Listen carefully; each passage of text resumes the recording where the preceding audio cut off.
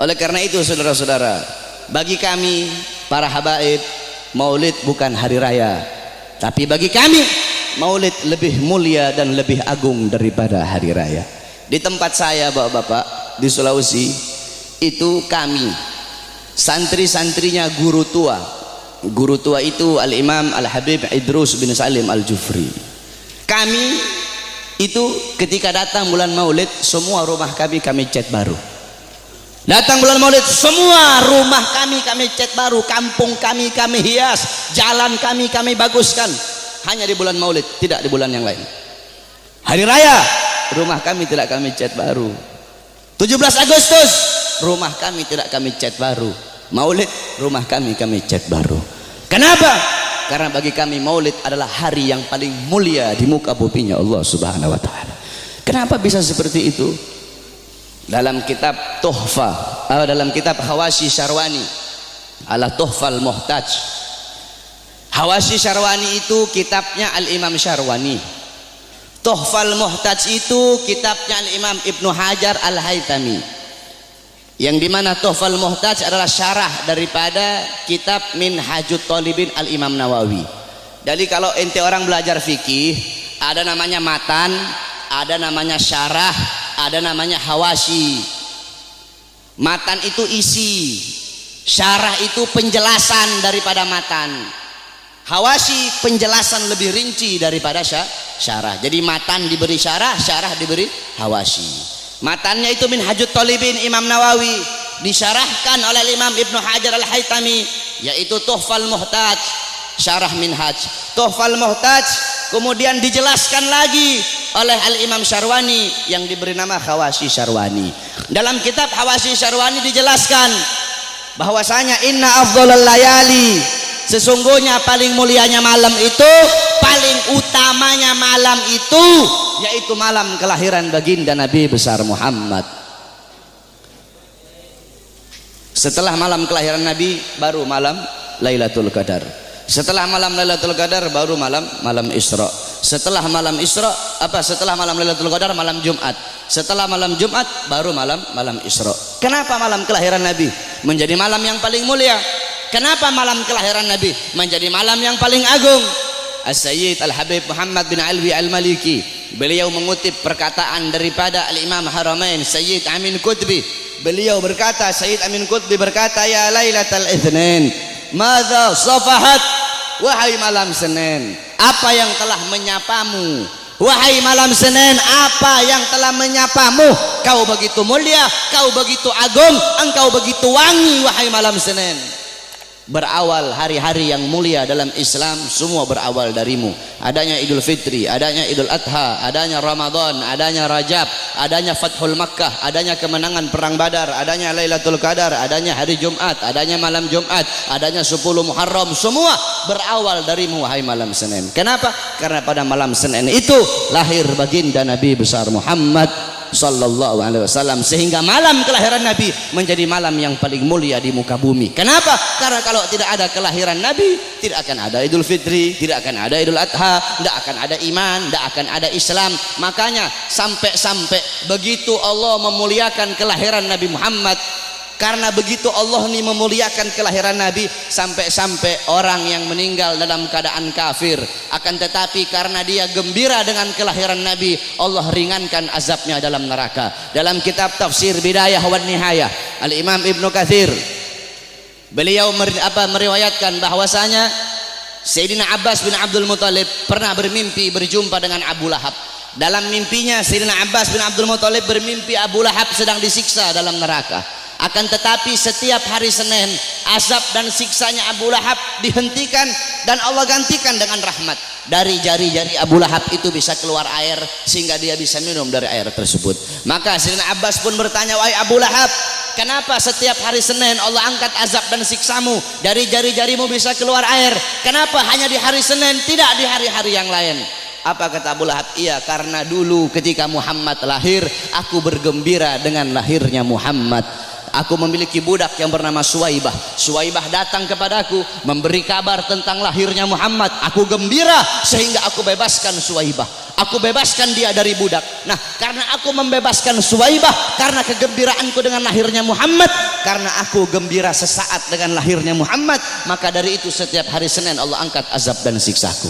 Itu Abu Lahab, setiap hari Senin Allah angkat azab dan siksanya hanya karena bergembira sesaat dengan lahirnya Al-Mustafa. Maka bagaimana dengan saya dan kalian kalau kita bergembira seumur hidup kita dengan lahirnya baginda Nabi besar Muhammad? Oleh karena itu, saudara-saudara, kita duduk di sini memuliakan kelahiran Nabi, mengagungkan kelahiran Nabi. Ini suatu perbuatan yang mulia. Tetapi banyak juga golongan-golongan di luar sana, banyak golongan-golongan yang mulut kotornya berani mengatakan bahwasanya orang-orang yang duduk di maulid itu mereka telah berbuat dosa besar. Maulid itu adalah bid'ah dalalah, maulid itu bid'ah yang sesat, maulid itu sumber kesyirikan, maulid itu sumber kekafiran. Banyak golongan-golongan di luar sana yang berkata seperti itu. Ini golongan-golongan yang bodoh, golongan-golongan yang goblok, golongan-golongan yang dungu, tidak ngerti kaedah fikih, tidak ngerti takhrij hadis, tidak ngerti mustalah hadis. Baru belajar beberapa tahun di Arab Saudi, pulang baru punya jenggot 8 lembar 9 lembar, sudah berani menyesat-nyesatkan orang yang duduk di majelis maulidnya Nabi Muhammad sallallahu alaihi wasallam. Saudara-saudara, kalau kita mau lihat bid'ahnya, luarnya iya bid'ah, luarnya bid'ah, luarnya covernya bid'ah, covernya ini sesuatu yang baru. Tetapi intisari, lubabnya, intisari yang ada dalam peringatan maulid ini bukanlah sesuatu yang bid'ah. Tadi di maulid tadi dibacakan Quran. Apakah membaca Quran sesuatu yang bid'ah? Kau duduk di sini, kita saling makan sama-sama. Nanti selesai acara makan bareng-bareng. Dalam kitab dijelaskan Nabi Allah Ibrahim menjadi Khalilullah. Nabi Ibrahim itu jadi kekasih Allah karena 3 sebab. Pertama, Nabi Ibrahim lebih memilih perintah Allah daripada perintah selain Allah. Yang kedua, Nabi Ibrahim tidak pernah makan sendiri. Nabi Ibrahim itu kalau makan pasti bareng-bareng, pasti sama-sama. Kalau beliau cuma sendiri, beliau rela jalan kaki berkilo-kilo hanya untuk cari teman untuk makan sama-sama. Kita duduk di sini mengikuti sunnah Nabi Allah Ibrahim. Nabi Muhammad juga makannya selalu bersama-sama. Apakah ini sesuatu yang bid'ah? Tidak. Kita duduk di sini saling menyebarkan salam. Apakah menyebarkan salam sesuatu yang bid'ah? Nabi Muhammad berkata afsus salam, sebarkan salam. Kita duduk di sini saling memberi makan. Nabi Muhammad bilang wa'atimut ta'am, berilah makan. Kita duduk di sini menyambung tali silaturahmi. Kata Nabi Muhammad wasilul arham, sambunglah tali persaudaraan. Kita duduk di sini mengenang Nabi Muhammad, menyebut-nyebut nama Rasulullah sallallahu alaihi wasallam. Bukankah dalam hadis riwayat Ad-Dailami dalam kitab musnad beliau, yaitu kitab yang bernama Al-Firdaus, Qalar Rasul dzikrul anbiya minal ibadah, mengingat para nabi, mengingat para rasul itu adalah ibadah. Dzikrus sholihin minal kafarah, dzikrul maut minas sadaqah, wa dzikrul kubur yugarribukum minal jannah. Kata Nabi Muhammad, mengingat para nabi, mengingat para rasul, menyebut-nyebut nama mereka itu adalah ibadah. Kita duduk di sini menyebut Nabi Muhammad, mengingat Nabi Muhammad, mengenang Nabi Muhammad, membaca sirah beliau, tarikh beliau agar bisa mengambil iktibar, mengambil pelajaran dari kisah hidup beliau. Apakah ini sesuatu yang bid'ah?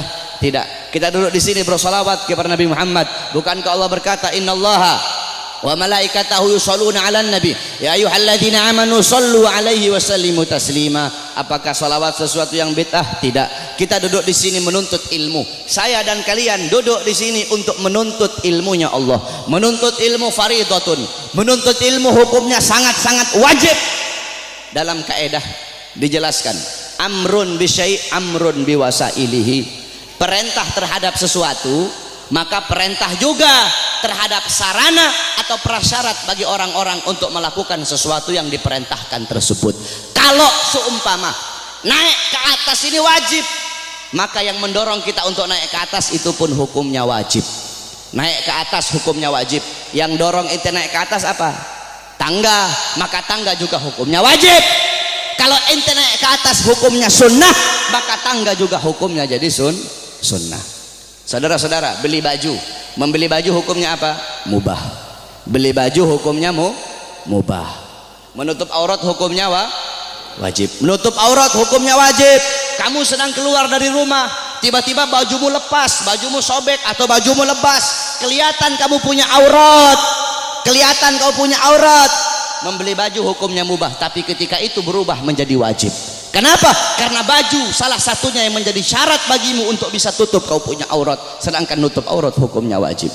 Bersiwak hukumnya apa? Sunnah. Bikin kantong baju hukumnya apa? Bikin kantong baju hukumnya mubah. Bersiwak hukumnya sunnah. Bikin kantong baju hukumnya mubah. Kamu mau keluar rumah, kantong apa, bajumu tidak punya kantong, bajumu tidak punya kantong, kalau tidak ada kantong tidak bisa kamu bawa, kamu punya siwak, sedangkan bersiwak hukumnya sunnah. Bikin kantong baju hukumnya mubah, ketika itu berubah, bikin kantong baju hukumnya jadi sunnah. Kenapa? Karena kantong baju yang jadi syarat bagimu untuk bisa bawa kau punya siwak. Nah, menuntut ilmu hukumnya wajib, saudara-saudara. Maka ketika maulid menjadikan dirimu, mendorong dirimu untuk menuntut ilmu, maka ketika itu maulid pun hukumnya berubah menjadi wajib. Kalau maulid mendorong engkau untuk sedekah, sedekah hukumnya sunnah, maka maulid juga hukumnya menjadi sunnah. Apa, bersolawat hukumnya sunnah, maka ketika itu apa, maulid mendorong kau untuk bersolawat, maka maulid juga hukumnya menjadi sunnah. Oleh karena itu nanti wasiat saya, kalau nanti ada yang nanya kepada kalian semua, kenapa kamu merayakan maulid Nabi Muhammad? Jawab, saya merayakan maulid Nabi untuk memuliakan dan mengagungkan kelahiran Nabi. Siapa yang suruh memuliakan kelahiran Nabi? Siapa yang suruh mengagungkan kelahiran Nabi? Yang suruh adalah Allah. Ayat tadi itu, qul bi fadlillah wa bi rahmati fabidzalika falyafrahu. Katakanlah dengan anugerah dan rahmat Allah, dengan rahmat itu fayafrahu, gembira kalian, senanglah kalian dengan adanya karunia dan rahmat Allah Subhanahu wa taala.